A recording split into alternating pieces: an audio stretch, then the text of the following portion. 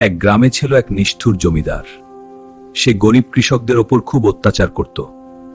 জমিদার শুধু খাজনা চাইত, মানুষের কষ্ট তার চোখে পড়ত না। কৃষকদের ঘরে খাবার ছিল না, তবুও খাজনা দিতে হতো। জমিদারের লোকেরা জোর করে ধান নিয়ে যেত। দয়া করুন, এক বৃদ্ধ কৃষক হাত জোর করে বলল। হঠাৎ আকাশ কালো হয়ে গেল। ঝড় শুরু হলো।